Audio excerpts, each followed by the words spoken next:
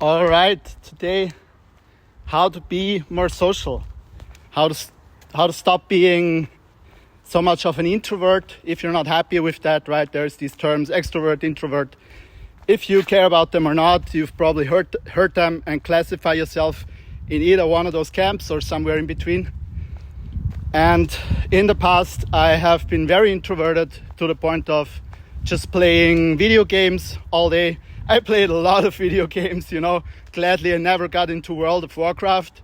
If I had, probably I'd still be sitting in front of the computer. No, not really, but yeah, that's an intense game. I know a lot of people who, they spent literally years of their life playing that game. Nothing against that, if that's what you choose, but just kind of trying to share what has helped me. If you're introverted, if you feel anxious around people, if you have difficulty going out, talking to people, meeting people, either people of the same gender or people of the other gender, just socializing, having fun. If that is not an enjoyable experience for you, and I'm not saying it always has to be an enjoyable experience, right? With some people we don't get along. Sometimes it takes we need a little more energy to go out. On some days it's really easy to meet people. We're like, yeah, it's super cool. On other days I'm like, no, I'd rather not go out. But I've learned over the years to differentiate between when that is actually me wanting time for myself, time to reflect, time to work on something that's important to me, time to chill with a book to read, or when it's actually tendencies of isolating myself because I feel like, I haven't achieved enough to now socialize, to meet people, or I'm not good enough, or whatever other beliefs we might have. So I don't think anybody has this perfect self-esteem where they feel always confident, they feel always great about themselves. If you do, bless you. I'm not one of these people. I certainly have days where I don't feel so good about myself, especially when things in business don't work out, or some things that I had planned that I've been working on, some goals, they didn't pan out. That tends to have an effect on my confidence at times, I'll be honest. So what I'm gonna give you here, it's not like this, here's the guide, right? I don't have the hubris to think that I know everything and I'm just gonna give whatever the amazing tips. That's not the way I do things. I don't think that's healthy for people because we have a tendency to idolize others and be like, yeah, this person has the solution. I'll just follow what they say and I don't have to take any responsibility. It's not this kind of video, right? I have my flaws. I'm not perfect.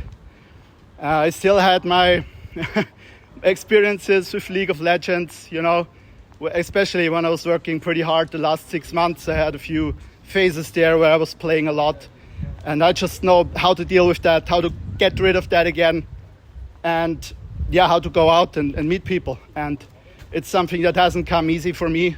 And today especially, I was like, I'm gonna go out, gonna meet some people, gonna do something, and I really didn't feel like it. My day was kind of slow and I felt kind of sensitive and wanted to stay just with myself, but I decided I'm still gonna go out and basically just gonna share what helps me in those situations to get out of my shell, to connect with others, be more social, to relax also. And I think one of the biggest things that I just want to hit on is, and that's part of this format that I'm doing here, right? So this is a completely no filters, no trying to act super cool, trying to display myself as this kind of person, that kind of person, so you think I'm cool or whatever. That's not what I'm trying to do, at least not consciously, right? So that helps when you have this attitude. You're like, I'm just gonna try to be authentic, right? Try to be within some boundaries, right? We don't want to hurt other people. If you see someone and you think they're ugly and you're like, you're ugly as fuck, right? And you tell them, that's gonna hurt them, right? If you think that, whatever, right? That's your thoughts. You don't need to share that with them. But being authentic in terms of saying things the way you want to say them, whether people like that or not, you can't control that. and sharing what you want to share, standing up for your opinions, your values, and even the style of your communication. Like if you're someone who's more chill, right? And you talk to people and you feel this need to be like super hyper with them. That was one thing for me. I was never this hyper person. I have some days where I'm like more energized and hyper, you know. Maybe you watch this, you're like, no, Lucas, you don't have good self-awareness. You're very hyper. You should relax. You should take some drugs to calm you down. Maybe, thank you for that. Appreciate that. I'll think about it. But I was never that kind of hyper person. And I felt when I was around people who were very high energy, that I had to adapt, or that I had to do some kind of dance to like fit in with people. And over the years I realized that I just prefer to talk the way I talk. Like I make weird jokes, I talk more in a relaxed way, right? I have intensity, but I'm not like energetically hyper. I don't laugh a lot usually, right? Unless if people are really funny or there's a funny situation, or on some days maybe, right? But usually not. I'm more kind of a serious person, kind of boring even, right? And when you can embrace just how you feel naturally, and you don't have to act a certain way because you think I have to be this way in order to fit in, that's gonna take off a lot of pressure. Like if you have all these expectations on yourself for socializing, then, and there's a cat, interesting. When you have all these expectations for yourself, it's gonna create a lot of friction. It's gonna be so much harder for you to switch into a social mode. Because let's say you feel you have to be very happy, high energy to socialize, and you're really not feeling it. And then you're like, should I meet my friends? Should I go out? Should I meet new people or not? And you're like, no, I'm not feeling it. And you feel like you have to push yourself to be a certain way. And that's gonna create friction, it's gonna create excuses.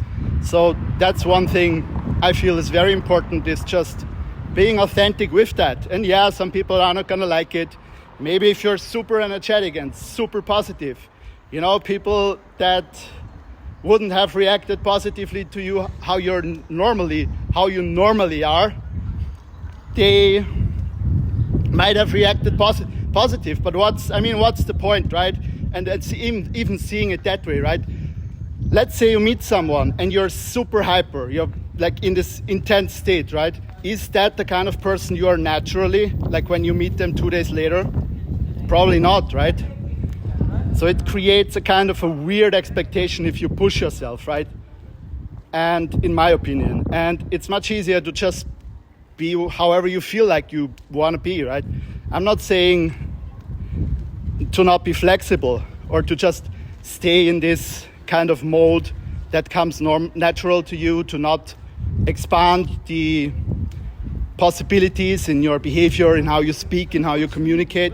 That's not what I'm saying. I'm just saying to be at ease with that. If you want to experiment, sure, but not forcing yourself to experiment. And the next thing that always helps me when I'm very in my head, I'm like, I don't want to connect with the world. I just want to be in my thoughts, want to be in theory land, some reading, whatever, detached.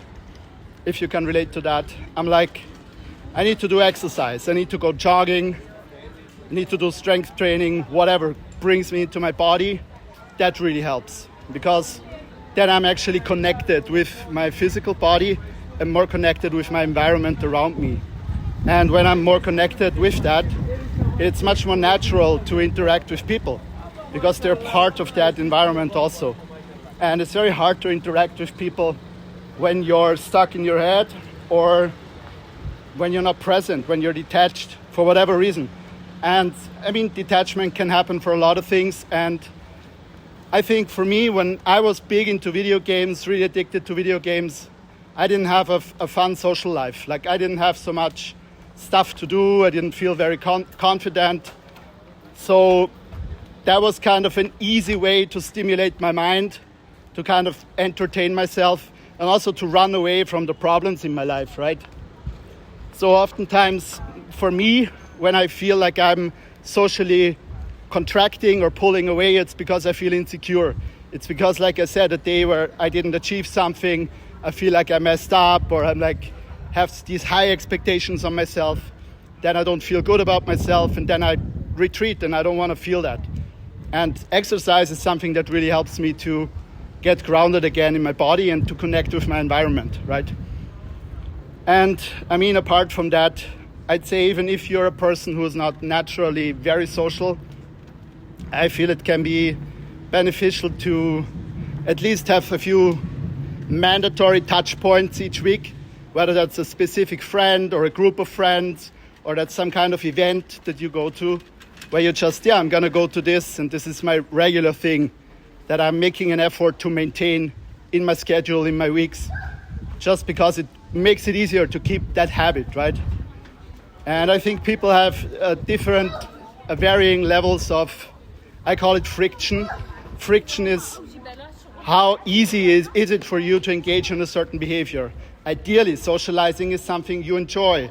And if you're someone who doesn't, can be a myriad of reasons for that, right? Like negative past experiences, then putting pressure on yourself, or like you feel insecure, issues with self-esteem, right? There can be a lot of things, and they can create friction. But ultimately, social contact, if you do it in a reflected way, where you're open to learning, you're interacting, you're pushing the boundaries of what you feel comfortable with in a positive way, it's going to help you to autocorrect, because you will be pinging off of other people in a positive sense. Of course, that can also be negative, but it will be helping you to connect and to kind of align your thoughts in a way where you start being more social. And that has been really helpful. That's really helpful for me. And I think those are the main points that I wanted to share. So basically not having too many expectations. And by the way, maybe the connection might break when I go underground. But so the connection, the expression, not having any expectations or lowering the expectations, like not thinking I have to do this, I have to be that way, because that's going to create pressure and create more friction and make it less likely that you engage and that you have fun in social interactions. And the other thing being exercise, which is really great, getting into your body. Doesn't have to be vigorous exercise, can also be yoga or whatever you like, right? And the third thing, having clear touch points that you have in your schedule every week, where you meet people, where you interact with people. That makes it easier to maintain like a regular cadence of doing that. That's gonna make it easier to do that, and then you go more and more lean into your edge, and you learn, and it's a great experience. So that was my rant. I hope that's helpful. I hope you can use that in your own life. Take care, lots of love. Bye-bye.